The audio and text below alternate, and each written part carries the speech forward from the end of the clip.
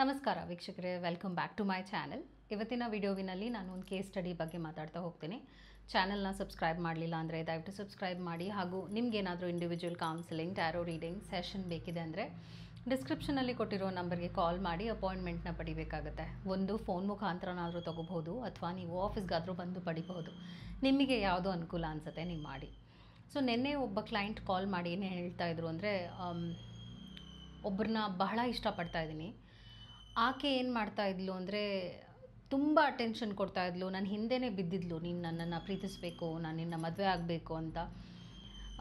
So ನಾವಿಬ್ಬರು ಒಂದೇ ಕಡೆ ಕೆಲಸ ಮಾಡ್ತಾಯಿದ್ವಿ. ಸಿನ್ಸ್ ನನಗೆ ಆಕೆ ಗೊತ್ತಿದ್ದಿದ್ದರಿಂದ ನನಗೆ ನೋ ಅಂತ ಹೇಳೋಕ್ಕೆ ಯಾವುದೇ ರೀಸನ್ ಕೂಡ ಇರಲಿಲ್ಲ. ಅದರಿಂದ ನಾನು ಆ ಒಂದು ಆಫರ್ ಅಂದರೆ ಆ ಒಂದು ಪ್ರಪೋಸಲ್ನ ಆಕೆಯಿಂದ ಒಪ್ಕೊಂಡೆ.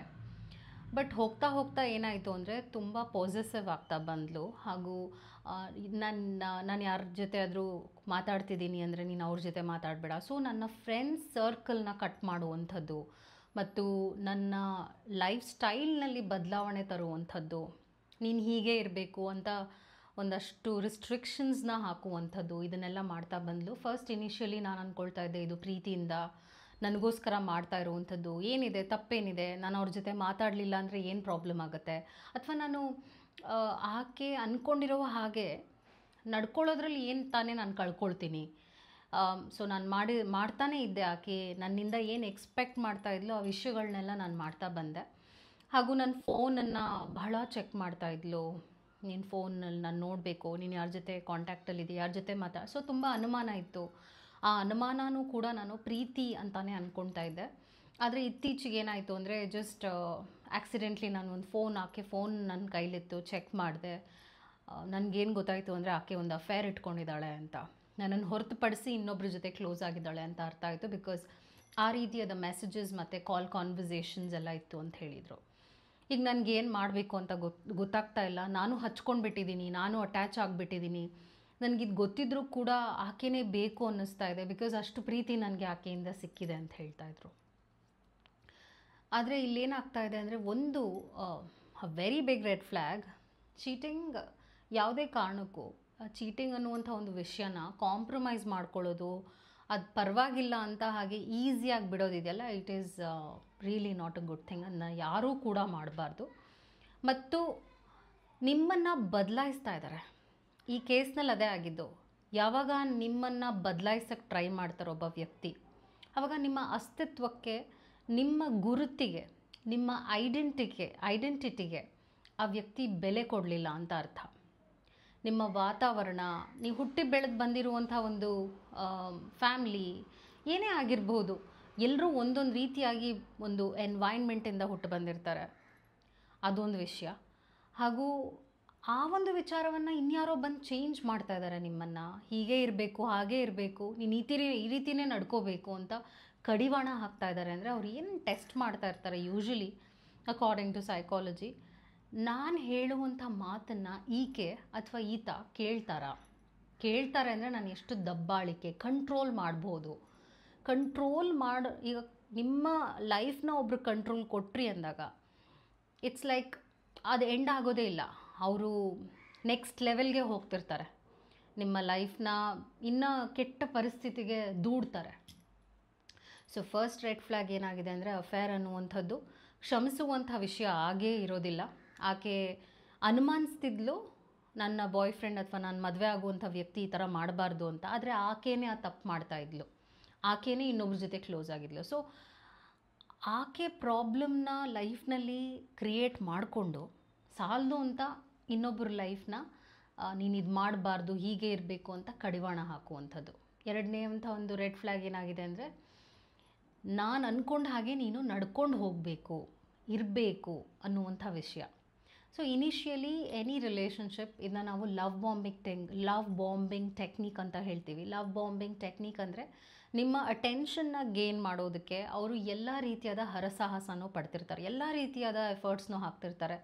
ಬಿಕಾಸ್ ಅವ್ರದ್ದೇ ಆದ ಒಂದು ಛಾಪನ್ನು ಮೂಡಿಸ್ಬೇಕು. ಆ ಟೈಮ್ನಲ್ಲಿ ಅವ್ರು ಯಾವುದೇ ರೀತಿಯಾದ ಸ್ಟೆಪ್ಸ್ನೂ ಕೂಡ ತೊಗೊಳಕ್ಕೆ ರೆಡಿ ಇರ್ತಾರೆ. ಮೇ ಬಿ ನಿಮ್ಗೇನು ಇಷ್ಟ ಇದೆ, ಚಾಕ್ಲೇಟ್ಸ್ ಇಷ್ಟ ಆದರೆ ಚಾಕ್ಲೇಟ್ಸ್ ಕೊಡುವಂಥದ್ದು, ಅಥವಾ ನೀವೇನು ಇಷ್ಟಪಡ್ತೀರಾ ಗಿಫ್ಟ್ಸ್ ಕೊಡುವಂಥದ್ದು. ಇನಿಷಿಯಲಿ ಇದನ್ನ ತೀರಾ ಮಾಡಿದಾಗ ಏನಾಗುತ್ತೆ ಅಂದರೆ ಅವ್ರು ನನ್ನ ತುಂಬ ಪ್ರೀತಿಸ್ತಾರಲ್ಲ. ಸೊ ಈ ಒಂದು ಕೇಸ್ನಲ್ಲೂ ಅದೇ ಆಗಿದ್ದು, ನನ್ನನ್ನು ತುಂಬ ಪ್ರೀತಿಸ್ತಾ ಇದ್ದಾಳೆ, ಅವಳು ನನಗೆ ಬಹಳಷ್ಟು ಪ್ರೀತಿನ ಕೊಟ್ಟಿದ್ದಾಳೆ, ಅದಕ್ಕೆ ನಾನು ಹೇಗೆ ಬಿಡಲಿ. ಸೊ ನೀವು ಅಡಿಕ್ಟ್ ಆಗಿಬಿಟ್ಟಿರ್ತೀರ ಆ ಒಂದು ಅಟೆನ್ಷನ್ಗೆ, ಆ ಒಂದು ರಿಲೇಷನ್ಶಿಪ್ಗೆ. ಬಟ್ ನಿಮ್ಮ ಒಂದು ಮೆಂಟಲ್ ಹೆಲ್ತಿಗೆ, ಇಮೋಷ್ನಲ್ ಹೆಲ್ತಿಗೆ ಪ್ರಾಬ್ಲಮ್ ಆಗ್ತಾಯಿದೆ ಅಂದರೆ, ನೀವು ಒಂದು ಸಮಾಧಾನಕರವಾದ ಒಂದು ಲೈಫ್ನ ಲೀಡ್ ಮಾಡೋಕ್ಕಾಗ್ತಾ ಇಲ್ಲ ಅಂದರೆ, ನೀವು ಟೆರಿಬಲ್ ಆಗಿರುವಂಥ ಒಂದು ಸಿಚುವೇಷನಲ್ಲಿದ್ದೀರಾ, ದಿನಾನೂ ಸ್ಟ್ರೆಸ್ ಅನುಭವಿಸ್ತಿದ್ದೀರಾ ಒಂದು ರಿಲೇಷನ್ಶಿಪ್ ಕಾರಣವಾಗಿ ಅಂದರೆ, that is not for you. ಹಾಗೂ ನಾನು ಯಾವಾಗಲೂ ಹೇಳುವಂಥದ್ದು, ನಿಮ್ಮನ್ನು ರೆಸ್ಪೆಕ್ಟ್ ಮಾಡಬೇಕು. ಹಾಗೂ ರಿಲೇಷನ್ಶಿಪ್ ಅಂದಾಗ ಒಂದಷ್ಟು ವ್ಯಾಲ್ಯೂ ಸಿಸ್ಟಮ್ ಅಂತ ಬರುತ್ತೆ, ಅದನ್ನು ಇಬ್ಬರು ಕೂತ್ಕೊಂಡು ಡಿಸ್ಕಷನ್ ಮಾಡುವಂಥದ್ದು ಇಂಪಾರ್ಟೆಂಟ್ ಆಗೇ ಆಗುತ್ತೆ. ಸೊ ನಾನು ಹಾಕಿದ ರೂಲ್ಸ್ನ ನೀನು ಫಾಲೋ ಮಾಡು ಅಂದ ತಕ್ಷಣ ಇನ್ನೊಬ್ಬರು ಅವ್ರದ ಒಂದು ದೃಷ್ಟಿಕೋನ ಏನಿದೆ, ಅವರ ವೈಯಕ್ತಿಕವಾದ ಒಂದು ವ್ಯೂ ಪಾಯಿಂಟ್ ಏನಿದೆ, ಅದನ್ನು ತಿಳ್ಕೊಳ್ಳೋಕ್ಕೂ ಇನ್ನೊಬ್ಬ ವ್ಯಕ್ತಿಗೆ ಇಂಟ್ರೆಸ್ಟ್ ಇಲ್ಲ ಅಂತ ಆಯಿತು. ಈಗ ಲೆಟ್ಸೆ ನಾನು ಇದನ್ನು ಮಾಡಬೇಕು ಅಂದ್ಕೊಂಡಿದ್ದೀನಿ, ನಿನಗೇನು ಅನಿಸುತ್ತೆ? So there is an open discussion. ಅಥವಾ ನಾನು ಇಲ್ಲಿ ಈ ಜಾಗಕ್ಕೆ ಹೋಗಬೇಕು, ಅಥವಾ ನಾನು ಜಾಬ್ ಚೇಂಜ್ ಮಾಡಬೇಕು ಅಂತ ಇದ್ದೀನಿ, ನಿನಗೇನು ಅನಿಸುತ್ತೆ? ಮಾಡಿದ್ರೆ ಬೆಟರ್ ಅಲ್ಲ, ನನಗೆ ಈ ಥರ ಮಾಡಬೇಕು. ಒಬ್ಬೊಬ್ಬರು ಅವರ ಇಂಪಾರ್ಟೆಂಟ್ ಲೈಫ್ ಡಿಸಿಷನ್ಸ್ ವಿಷಯದಲ್ಲೂ ಅವರ ಪಾರ್ಟ್ನರ್ನ ಇನ್ವಾಲ್ವ್ ಮಾಡೋದಿಲ್ಲ. ನಾನೇನಕ್ಕೆ ಇನ್ವಾಲ್ವ್ ಮಾಡಬೇಕು, ನಾನೇನಕ್ಕೆ ಹೇಳಬೇಕು. ಸೊ ಯಾವಾಗ ಒಂದು ಮ್ಯೂಚುವಲ್ ಆಗಿರುವಂಥ ಡಿಸ್ಕಷನ್ ಒಂದು ರಿಲೇಷನ್ಶಿಪ್ಪಲ್ಲಿ ನಡೀತಿಲ್ಲ, ನೀವು ಆ ಒಂದು ರಿಲೇಷನ್ಶಿಪ್ನಲ್ಲಿ ಯಾವುದೇ ರೀತಿಯಾದ ಒಂದು ಪಾಸಿಟಿವ್ ಎನರ್ಜಿನ ಪಡೆಯೋಕ್ಕೆ ಸಾಧ್ಯ ಇಲ್ಲ ಅಂತ ಹೇಳ್ತೀನಿ. ಸೊ ಇನಿಷಿಯಲಿನೇ ನಿಮಗೆ ಒಂದಷ್ಟು ವಿಷಯಗಳು ಸರಿ ಇಲ್ಲ ಅನಿಸ್ತಾ ಇದೆ ಅಂದರೆ, ಅದನ್ನು ಕಾಂಪ್ರಮೈಸ್ ಮಾಡ್ಕೊಳ್ಳೋದ್ರ ಬದಲು ಅದನ್ನು ನೀವು ಸಾರ್ಟ್ ಔಟ್ ಮಾಡ್ಕೋಬೇಕಾಗತ್ತೆ. ಅದನ್ನು ಸಾಲ್ವೇ ಮಾಡೋಕ್ಕಾಗಲಿಲ್ಲ ಅಂದರೆ, ಅಫ್ಕೋರ್ಸ್ ಆ ಒಂದು ರಿಲೇಷನ್ಶಿಪ್ನಲ್ಲಿ ಮದುವೆ ಆಗಿಲ್ಲ ಅಂದರೆ ಬೆಟರ್, ಐ ವುಡ್ ಸೇ ಆಗದೇ ಇರೋದೇ ಬೆಟರ್. ಇಂಥ ವ್ಯಕ್ತಿ ನಿಮ್ಮ ಲೈಫಿಗೆ ಬಂದು ನಿಮ್ಮ ಲೈಫ್ನ ಹಾಳು ಮಾಡ್ತಾ ಇದ್ದಾರೆ, ಅಥವಾ ನಿಮ್ಮ ಒಂದು ತನವನ್ನು ನೀವು ಕಳ್ಕೊಂಡು ಬಿಟ್ಟಿದ್ದೀರಾ ಆ ರಿಲೇಷನ್ಶಿಪ್ನಲ್ಲಿ. ನಿಮ್ಮ ಒಂದು ಏನೇನು ಆಸೆಗಳಿದೆ, ಕನಸುಗಳಿದೆ, ಗುರಿಗಳಿದೆ, ಅಥವಾ ನಿಮ್ಮ ಪ್ಯಾಷನ್ ಏನಿದೆ ಅದನ್ನೆಲ್ಲ ನೀವು ಬಿಟ್ಕೊಡ್ಬೇಕಾಗತ್ತೆ ಒಬ್ಬ ವ್ಯಕ್ತಿಗೆ ಅಂದರೆ, ಅಥವಾ ನಿಮ್ಮ ಲೈಫ್ ಗುರಿಗಳನ್ನು ನೀವು ಈ ಒಂದು ರಿಲೇಷನ್ಶಿಪ್ ವಿಚಾರವಾಗಿ ಮನಸ್ಸಿನಲ್ಲಿ ತಲೆಯಲ್ಲಿ ಅದೇ ಕೊರಿತಾ ಇರುತ್ತಲ್ಲ, ಅದರಿಂದ ನಿಮಗೆ ನಿಮ್ಮ ಲೈಫ್ ಗೋಲ್ಸ್ನ, ನಿಮ್ಮ ಕೆಲಸಕ್ಕೆ ನೀವು ಎಫರ್ಟ್ಸ್ ಹಾಕೋಕ್ಕಾಗ್ತಾಯಿಲ್ಲ, ಫೋಕಸ್ ಮಾಡೋಕ್ಕಾಗ್ತಾಯಿಲ್ಲ ಅಂದರೆ, then you are not in a right relationship ಅಂತ ಸೈಕಾಲಜಿ ಹೇಳುತ್ತೆ. ಸೊ ನೀವು ಎದ್ದ ತಕ್ಷಣ ಒಂದು ಒಳ್ಳೆ ಫೀಲ್ ಗುಡ್ ಫ್ಯಾಕ್ಟರ್ ಯಾರೇ ಆಗಿರಲಿ, ಒಬ್ಬ ಫ್ರೆಂಡ್ ಕೊಡ್ತಾ ಇದ್ದಾರೆ ಅಂದರೆ ಹೌದು ಅವ್ರು ಇರಲಿ ನಿಮ್ಮ ಲೈಫಲ್ಲಿ. ನೀವು ಎದ್ದ ತಕ್ಷಣ ನಿಮ್ಮ ಫ್ಯಾಮ್ಲಿ ಇದ್ದಾರೆ ನಿಮ್ಮ ಸಪೋರ್ಟ್ಗೆ ಅಂದರೆ, as they are healthy for you. ನೀವು ಎದ್ದ ತಕ್ಷಣ ಅಯ್ಯೋ ನನಗೆ ತಲೆನೋವು ಬರ್ತಾಯಿದೆ, ವ್ಯಕ್ತಿ ನೆನೆಸ್ಕೊಂಡ್ರೆ ತಲೆನೋವು ಬರ್ತಾಯಿದೆ ಅಂತ ಅನಿಸ್ತಾ ಇದೆ ಅಂದರೆ, ನಿಮ್ಮ ಬಾಡಿನೇ ಒಂದು ಸೈನ್ ಕೊಡ್ತಾ ಇದೆ ಅಂತ ಅರ್ಥ, ಇವರು ನಿಮ್ಮ ಲೈಫಿಗೆ ಒಳ್ಳೆಯ ವ್ಯಕ್ತಿ ಅಲ್ಲ ಅಂತ. ಅದನ್ನು ನೀವು ಇಗ್ನೋರ್ ಮಾಡಿಬಿಟ್ರೆ, ಅಥವಾ ನೀವೇನೋ ಒಂದು ಎಕ್ಸ್ಪೆಕ್ಟೇಷನ್ ಇದೆ, ಆ ಎಕ್ಸ್ಪೆಕ್ಟೇಷನ್ ಈ ಒಂದು ವಿಚಾರದಲ್ಲಿ ನನಗೆ ಸಿಗುತ್ತೆ ಅಂತ ನೀವು ಆ ರೀತಿಯಾದ ಲಾಂಗ್ ಟರ್ಮ್ ಆಗಿರುವಂಥ ಪ್ಲ್ಯಾನ್ಸ್ನ ಹಾಕ್ಕೊಂಡಿದ್ರೆ, ಆ ದಿನ ನೀವು ಸಫರ್ ಆಗ್ತಾ ಇರ್ತೀರ. ಸೊ ಯಾವುದೇ ಕಾರಣಕ್ಕೂ ಮುಂದೆ ನನ್ನ ಲೈಫ್ ಹಿಂಗಿರುತ್ತೆ ಅದಕ್ಕೆ ನಾನು ಇವಾಗಲೇ ಕಾಂಪ್ರಮೈಸ್ ಆಗ್ತೀನಿ ಅಂತ ದಯವಿಟ್ಟು ಕಾಂಪ್ರಮೈಸ್ ಆಗೋಕ್ಕೆ ಹೋಗಬೇಡಿ. ಯಾವಾಗ ನಿಮ್ಮನ್ನು ಜನ ತುಂಬ ಗ್ರ್ಯಾಂಟೆಡ್ ಆಗಿ ಕೀಳಾಗಿ ನೋಡೋಕ್ಕೆ ಶುರು ಮಾಡ್ತಾರೆ, ಆವಾಗ ನಿಮ್ಮ ಲೈಫ್ಗೆ ಏನೂ ವ್ಯಾಲ್ಯೂ ಇಲ್ಲ ಅವ್ರ ಮುಂದೆ ಅಂತ ಅರ್ಥ. I hope this video was helpful. Take care. Namaskara. Thank you so much.